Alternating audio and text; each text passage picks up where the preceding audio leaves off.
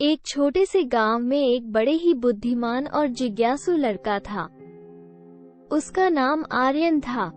आर्यन ने हमेशा से नए चीजों को जानने और समझने की बड़ी ही उत्सुकता और जिज्ञासा रखी थी। वो हमेशा अपने गांव के लोगों से सवाल पूछता और उनके सवालों का जवाब ढूंढता था। एक दिन आर्यन ने अपने पिताजी से पूछा, पिताजी, सूर्य कैसे चमकता है? पिताजी ने कहा, बेटा, सूर्य धरती के आसपास घूमता है और अपनी किरणों को फैलाता है, जिससे हमें उजाला मिलता है। आर्यन को ये जवाब पसंद नहीं आया। उसने और एक सवाल पूछा, लेकिन सूर्य के पास उजाले की किरण कैसे होती है? पिताजी ने कहा, सूर्य के भारी होने से उसकी ऊपरी परतों में हीटिंग होती है, जिससे उजाला उत्पन्न होता है। आर्यन को ये भी समझ में नहीं आया। उसने फिर से सवाल पूछा, लेकिन सूर्य की परतें कैसे बनती हैं?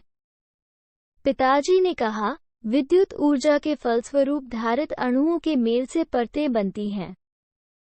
आर्यन को अभी भी पूरी तरह से समझ नहीं आई। उसने फिर सवाल किया, लेकिन धारित अणुओं कैसे बनते हैं?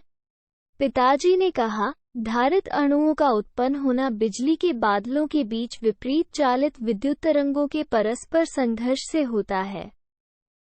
आर्यन का दिमाग अब अधिक उत्तेजित हो गया था। उसने और एक सवाल पूछा, लेकिन विद्युत तरंगों का उत्पन्न होना कैसे होता है?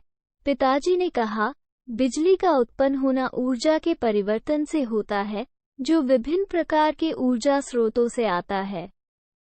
आर्यन का मन अब भी शांत नहीं हुआ। उसने आगे और सवाल पूछा, लेकिन ऊर्जा स्रोतों का उत्पन्न होना कैसे होता है?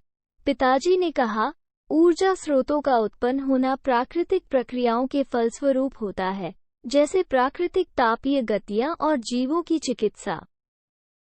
आर्यन की जिज्ञासा का सफर कभी समाप्त नहीं हुआ। उसने हमेशा से नए सवालों का सामना किया और जवाबों की खोज की। उसका सफर जिज्ञासा से भरा रहा और हर सवाल एक नया अद्भुत ज्ञान देता रहा। ये कहानी आर्यन के ज्ञान और जिज्ञासा के सफर को दर्शाती है, जो उसे नए और अनोखे सवालों का सामना करने और समझने में मदद करता है।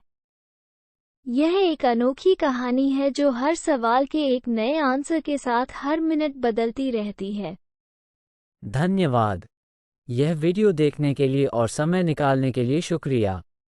आपने मेरे चैनल पर आने का समय निकाला और मुझे खुशी है कि आपको यह वीडियो पसंद आया।